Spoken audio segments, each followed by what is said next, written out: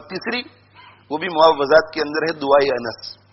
دعائے انس بسم اللہ علی نفسی و دینی، بسم اللہ علی ما آتانی ربی عز و جل، بسم اللہ علی اہلی و مالی، اللہ اکبر اللہ ربی، اللہ اکبر اللہ ربی، لا اشرک بہ شیئا، اجرنی من کل شیطان الرجیم ومن کل جبار عنید، ان ولی اللہ الذی نزل الکتاب وہو یتولی الصالحین.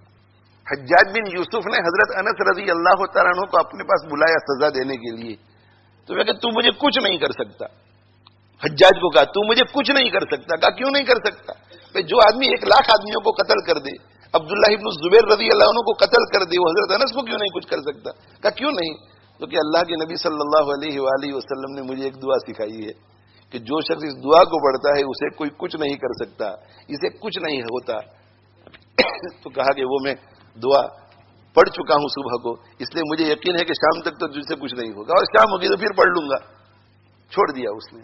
یہ وہی دعا ہے جس کے بارے میں حضرت مفتی تقی عثمانی صاحب دامت برکاتہم پر جب قاتلانہ حملہ ہوا اور چاروں طرف سے گولیوں کی بوچھاڑ، چاروں طرف سے گولیوں کی بوچھاڑ، یعنی بچنے کے کوئی امکانات نہیں، کوئی امکانات نہیں، لیکن اللہ جل جلالہ وعم نوالہ نے ان کو. تو حضرت مفتی تقی عثمانی صاحب دامت برکاتہم ارشاد فرماتے ہیں، یا ان کی اہلیہ نے جو مضمون لکھا ہے کہ جیسے ہی حملہ ہوا تو ہمارا تو حملے میں حواس خطا کر جاوے، ہوش میں ہی نہ رہے، جھکنا ہے بیٹھنا ہے کیا کرنا ہے پتہ ہی نہ چلے.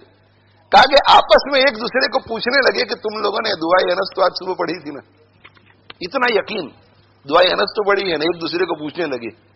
وہ ان کی پوتی یا نواسی بھی ساتھ تھی، اس کو بھی پوچھا کہ بیٹا تم نے دعائے انس صبح، یہ بچوں کو بچپن سے سکھاؤ. دعائے انس پڑھا، دعائے انس کی برکت سے بچ گئی. اور میں یہ کہتا ہوں کہ مفتی تقی عثمانی صاحب دعوت برکاتہم تقوی کی وجہ سے بچ گئے، توبہ استغفار کی وجہ سے بچ گئے، دعا کی وجہ سے بچ گئے، صدقہ کی وجہ سے بچ گئے، صلاۃ کی وجہ سے بچ گئے، صبر کی وجہ سے بچ گئے، ذکر اللہ کی وجہ سے بچ گئے. اس لیے کہ اس شخص کی زندگی میں یہ ساری چیزیں موجود ہیں.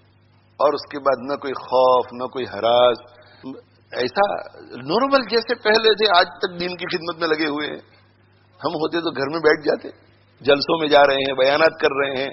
اس سے کہ یقین ہے کہ جب وہ آئے گی تو آئے گی، اس کو کوئی ٹال نہیں سکتا.